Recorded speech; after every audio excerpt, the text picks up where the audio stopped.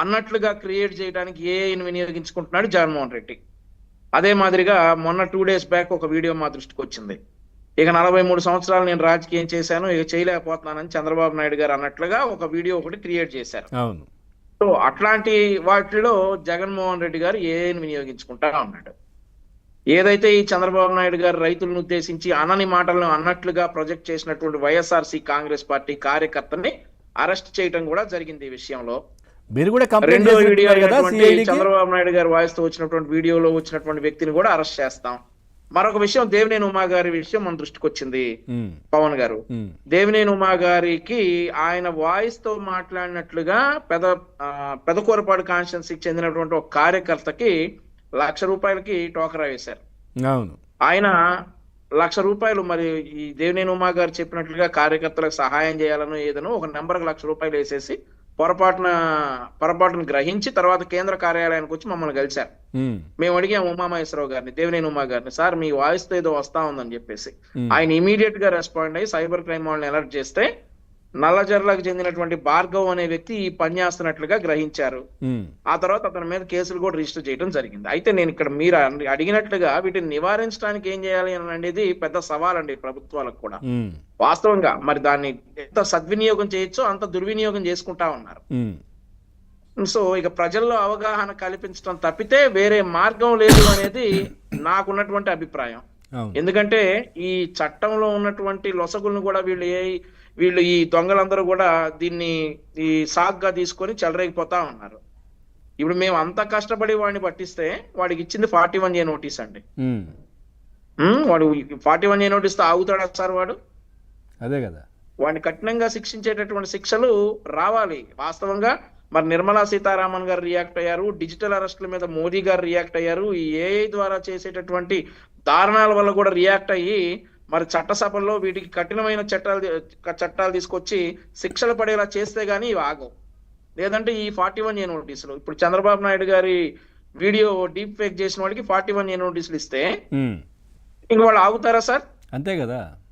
కాబట్టి చట్టసభల్లో వీటి చట్ట సవరణ జరిగి వీటికి కఠినమైన శిక్షలు వచ్చేటట్లుగా చట్టాన్ని మళ్ళీ ఒకసారి రివైజ్ చేయాలని చెప్పేసి అయితే నేను అనుకుంటా ఉన్నా. సార్ ఇవి మన దగ్గరేనా, మొత్తం అంతర్జాతీయంగా ఏ దేశంలోనైనా ఇట్లా ఉంటుందా? మన దగ్గరేనా? నేను ఆంధ్రప్రదేశ్ వరకు చూసుకుంటే మరి వైఎస్ఆర్ కాంగ్రెస్ పార్టీ ఆంధ్రాలోనే కదా సార్ ఉంది. అదే కదా, నేను పొలిటికల్ గా చెప్తే సార్ నిజంగా కూడా నేను ఒక్కటి కంపేర్ చేస్తే, అంటే ఇప్పుడు అమెరికాలో మనం చూస్తే డొనాల్డ్ ట్రంప్ గారు మొన్న కూడా ఒక వీడియో పెట్టారు, ఆయన కిరీటం పెట్టుకుంటున్నట్టుగా. అంటే ఆయనకు సంబంధించి కూడా నో కింగ్స్ అనే ఉద్యమం నడుస్తుంది కదా ఇప్పుడు ఆయన తీసుకుంటున్న నిర్ణయాలకు సంబంధించి దేశంలో. దానికి సంబంధించి కిరీటం పెట్టుకుంటున్నట్టు, కత్తి తీసినట్టుగా, ఆయన ముందు ప్రత్యర్థులు మోకరిల్లినట్టుగా వీడియో చేసి పెట్టారు. అంటే ఒక పొలిటికల్ పార్టీ లీడర్సే, ఒక అధికారంలో ఉన్న వాళ్ళే ఈ విధంగా చేస్తే మిగతా వాళ్ళకి అధికారంలో ఉన్నాడు కాదు సార్, అగ్రరాజ్య అధినేతే చేస్తే అదే కదా. అదే మన దేశంలో ఆ దౌర్భాగ్యం లేదులేండి సార్. ఇక్కడ ప్రతిపక్ష నేత చేస్తున్నారు కదా, ప్రతిపక్ష నేత చేస్తున్నాడు సార్. అదే చెప్తా ఉన్నా, ముందుగా ప్రజల్లో అవగాహన రావాలి. శ్రీకాంత్ గారు చెప్పినట్లుగా అట్లాంటి కాల్ వస్తే ఒక నిమిషం కాల్ కట్ చేసి మాట్లాడుకోవాల్సిన దుస్థితి వచ్చింది. నిజంగానే దేవినేని ఉమా గారు చేసినా గానీ ఆ పరిస్థితులు ఈ రోజు వచ్చాయి. అదే కదా, నిజంగానే ఇప్పుడు సాధారణ కార్యకర్తకి పలకరించడానికి దేవినేని ఉమా గారు చేసి ఉండొచ్చు, చెయ్యాలి. చేస్తే ఆ కాన్స్టిట్యున్సీలో కార్యకర్తకు ఫోన్ చేశాడు అనుకోండి, ఆ కార్యకర్త నమ్మనటువంటి పరిస్థితులు ఈ రోజు దాపరించిన స్టేట్ లో ఎవరో ఆయన పేరుతో చేస్తున్నారు. అంతెందుకు సార్, ఎలక్షన్స్ ఓటింగ్ అయిన తర్వాత చంద్రబాబు నాయుడు గారు అమెరికాలో ఉన్నప్పుడు ఇక్కడ ఒక కార్యకర్తకి, ఒక వ్యక్తికి వైసీపీ వాళ్ళ నుంచి, అదే పిన్నెల్లి రామకృష్ణ నుంచి భయం ఉంటే ఆయనకు డైరెక్ట్ వీడియో కాల్ చేశారు చంద్రబాబు నాయుడు గారు, భయపడకు మేము ఉన్నామని చెప్పి. సో అది నమ్మాలా వద్దా? ఎట్లా అంటే నేను అనేది ఆ సందర్భం, అట్లాంటి సందర్భమే వస్తే కనుక అసలు ఏంటి ఎట్లా తీసుకోవాలో తెలియదు కదా. అదే సార్, ఇప్పుడు జరుగుతున్నటువంటి పరిణామాలన్నీ కూడా తీసుకుంటే ముందుగా ప్రజల్లో అవగాహన అయితే రావాలి. ప్రజల్లో అవగాహన వచ్చిన తర్వాత ప్రభుత్వం చట్టాలను కూడా కఠినతరం చేయాలి. లేదంటే ఇట్లాంటి దుష్పరిణామాలే ఎదురవుతా ఉంటాయి. వాస్తవంగా మనం నిజంగా డాక్టర్ చేతిలో ఒకలాగుంటది, దొంగోడి చేతిలో ఒకలాగుంటది, చంద్రబాబు నాయుడు గారి చేతిలో ఒకలాగుంది, ఇంకొక వ్యక్తి చేతిలో ఇంకొకలాగుంటుంది ఏఐ అనేది.